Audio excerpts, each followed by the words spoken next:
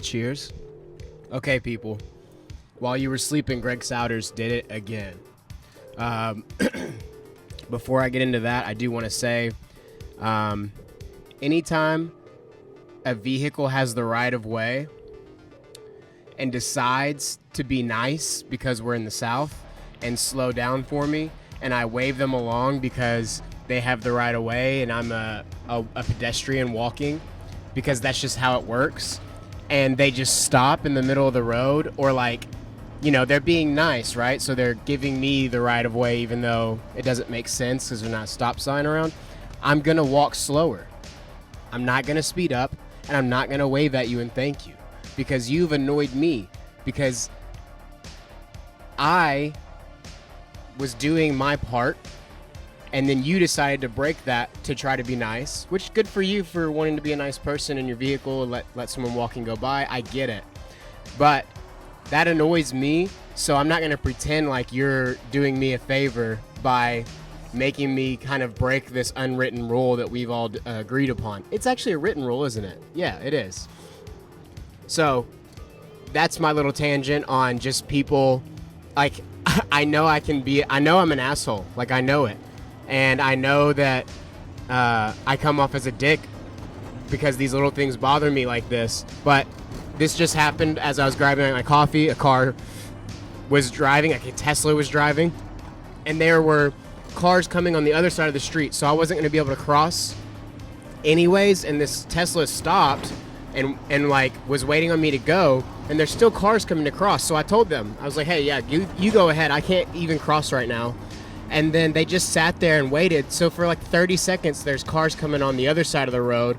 And there's cars now behind this Tesla who's waiting on me because they're a nice person. And I'm just sitting there waiting. And then once those cars go by, I walked as slow as I could. And in my head, I'm like, you're a fucking idiot. You're a fucking idiot. I might even said out loud, like, you're not nice or something, you know, just because I was annoyed that they put that on me in a way. And I don't like that.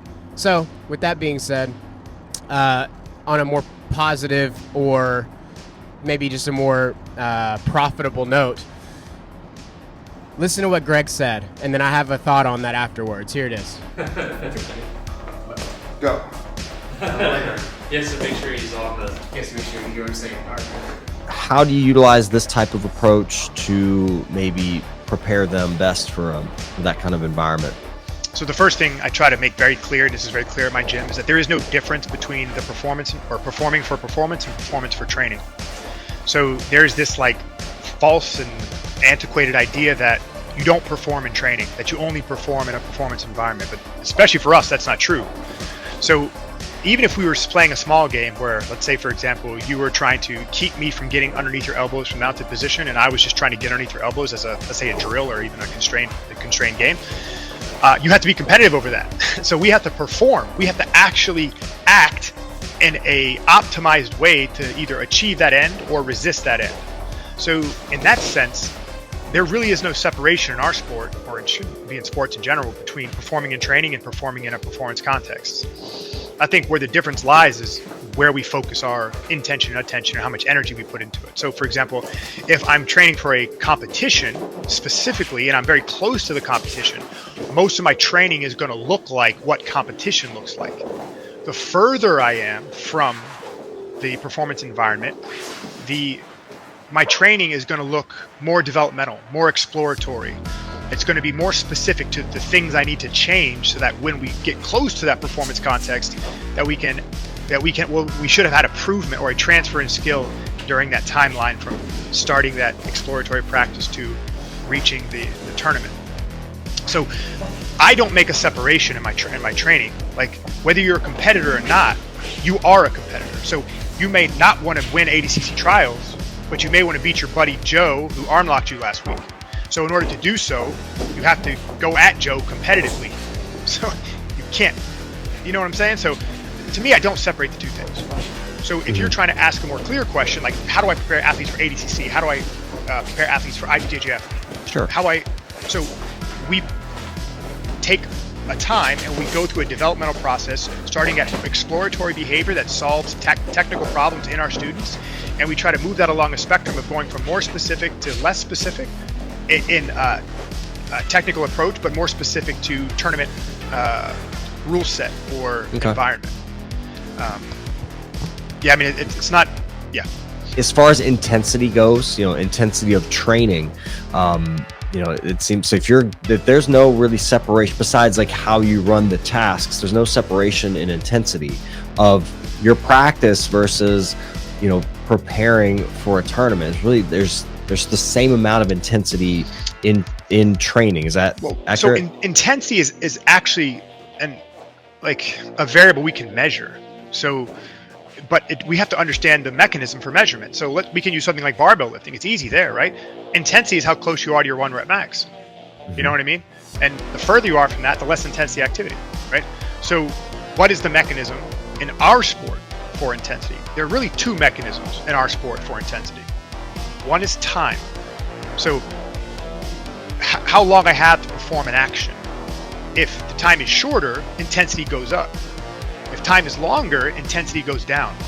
Think about the intensity difference between a 3-minute overtime match versus a 30-minute submission-only match. The intensity is wildly different, right? So the second measure is partner selection. If I'm a weaker, smaller, less skilled player against a bigger, faster, stronger, skilled player, the intensity which I have to move at to accomplish my goal is higher because I'm dealing with a larger quantity. But in the flip side, the highly skilled, heavier, stronger opponent, it's not intense for them because they can beat you up without much output, right?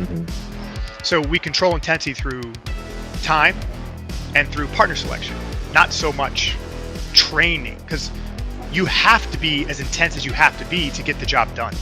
And so what controls how intense you have to be are objective measures. And the 2 I gave are probably the most foundational ones. Like, intensity is not controlled cognitively because you don't even know how intense you're being. If I said, hey, pal, how intense were you being today? Was it 37% or 42%? You wouldn't be able to tell me. Maybe if you did, you'd probably be wrong because there's no objective measure to it. Well, sure, and I agree with the objective measurement, right? You can't objectively, but you don't agree that you can't say that you were being a little bit less intense when you're rolling. You weren't pushing yourself as hard, or am I just not understanding correctly? You could say that, but to which degree you're acting one way or another? Oh, sure. You can't necessarily say it, right? You can't tell a percentage. Right. And so if we're talking about how intense we have to be to either create a training effect or creating some outcome, then we would need a better measure than feeling, right? We can use rate of perceived exhaustion as a metric, but it would have to be towards some objective end. We can't use it just as how I felt today. You know what I mean? It had to have something you're bouncing it off of. Oh, sure. No, I agree with you because the time's always been the thing that you, like you said, which I agree with. Like whenever you want them to push a little harder, you can shorten the time down because the amount of energy that can be expended in that short amount of time goes up. And then you can even play around with things like take away rest rounds or shorten rest rounds to the point where that next round you're going to be more tired, and so you're going to have to go at a slower pace because you don't have a rest round waiting for you, opposed to, let's say you got 3 minutes and you have a 1 or 2 minute rest afterwards. Well, then you can go harder because you have that time. Whereas if you're doing a 5 minutes with 5 minute round with no rest, then you're going right into the next roll. Then essentially you're just doing a continuous roll, and you're going to have to slow down. No, for sure.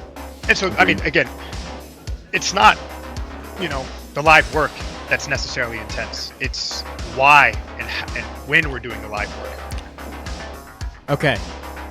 So, I love that idea of like intensity being measured in 2 different ways in our sport of, grappling.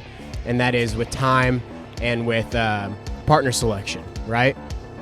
I get that. I believe it. Hey, my grandma is literally driving in front of me right now, and I never see her, and I think she's starting to realize there's a van behind her, and she might, I don't know how aware of it she is. She's getting older. I wonder if she's gonna see if I'm gonna pass. I don't have time to talk to my grandma right now, though. Anyways, you're probably watching rounds like, what the fuck's happening? So yeah, I wonder if she now, do you think she can feel that I'm staying behind her? She's like slowed down, so like I would normally pass, and I think she knows that I would pass if it was me, and so she slowed down, and now I'm going slower behind her. Can she feel that I don't want to pass her, so I'm like avoiding her? Who knows? I'm gonna have to deal with this in a second here. I'm gonna probably just drive by and wave. So, but I have a camera and a microphone set up right now in my face. Damn, I'm off topic, dude. This video is supposed to be important to my thoughts on jiu-jitsu, and now I'm running late for class, and intensity. It's about intensity, folks. There's 2 measures of intensity. Oh, she's turning. Oh my God, this is a clusterfuck of things overwhelming me right now. And there's hair on my sleeve and I can't get it off. Intensity. Fuck. I'll talk about it after class. Y'all enjoy these fucking rounds.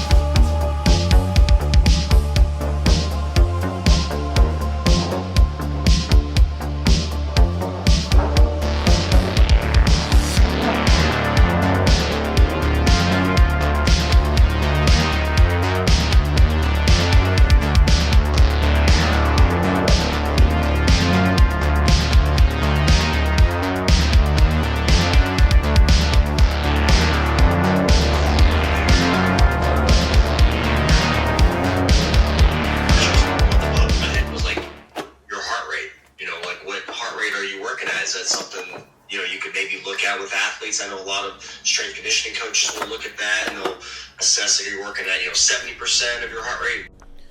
Cool. Let's finish this shit off. So, my closing thoughts on today, because I've had some things going like in through my head. First off, 189 on the scale. That's after practice, so I think I'm still waking up. Well, I woke up at like 192 today, but I might have been a little less hydrated. So I'm still not where I want to be just yet, but we're looking good for the ADCC Austin Open. I think that some of what Greg said today is something I've needed to hear. Like, I've been kind of thinking about intensity on my own and how to get better at this skill almost of intensity. And it was awesome to hear him talk about time versus the opponent you pick. And specifically, like, I struggle with certain people. Like, I talk about Eli in these videos a lot. I didn't make the connection that Eli being big, strong, fast, and explosive was an element that doesn't mean there's something wrong with what I'm doing, but that I require a certain level of intensity, higher level of intensity in order for things to work on him. So, escaping my hips out from some people is way easier than escaping my hips out on Eli. So, and that's going to require a lot more explosive, intentional intensity in those moments. So it's good for me to know that it's not something wrong with like my game. It's just something wrong with, it just requires a lot more work for it to work. So that's good to know on those days. And then also to kind of like overall, like the overall encompassing idea. I train every day. And so there's certain days where it would be smart when I don't feel good to pick a partner who's going to require less intensity from me. It could be size, skill level, whatever it is. Those days I can get work in and do the same things. It just won't require as much intensity for them to work. Like on a day where I feel like shit, I probably shouldn't pick Eli because it's just going to eat me alive. You know what I mean? So that's something I'm looking forward to playing with in the future. Right now, I don't have time to focus too much on it because I do need to ramp up this week for the Open. And maybe even next week, though, we'll see how I feel, As we get closer, I'm still cutting weight, so I just got to be, careful not to just deplete myself too much and then find ways to get injured right before the tournament, That hasn't been an issue really so far, but it's always a possibility. And then finally, I'm starting to have my first creeping thoughts of failure. And that's, I wanted to talk about this specifically tonight because I'm having the doubts in the back of my head thinking about like, well, I'm going in the professional division, so these guys are professionals. These guys can actually hurt you. And in my mind, my imagination starts thinking of all the ways I can lose sometimes. And so I'm noticing that is happening. I'm catching it now. This is the first, like today, I think maybe even yesterday. Today, though, for sure, like the first time I can think of these thoughts starting to creep in. And they happen. Like, they've happened in the past. So that's a specific thing I need to focus on leading up this week and next week in conversations with Josh and in my own intensity and focus in the room so that I don't beat myself. I need to get my head in the right space to where I'm not going to beat myself because of fear or what is it, like a lack of self-belief, because deep down we're all people. Anybody can win on any given day, and I've been putting in a lot of work and I can win, and I know that. But also the doubt, I don't want the doubt to start creeping in and overshadowing the positive right before the tournament. So this week of training, next week not only is it going to be getting good rounds in and working hard, but it's also going to be getting my head right and focused and confident that I'm going to go out on those mats and do what I do in this training room. So that's all I wanted to say. Thank you for watching. We're so far in now, day 35 or something. No signs of slowing down. I appreciate the support. And if you have any suggestions or any questions or anything, talk to me in the comments. Otherwise, you guys have a good night, and I'll see you tomorrow. Peace.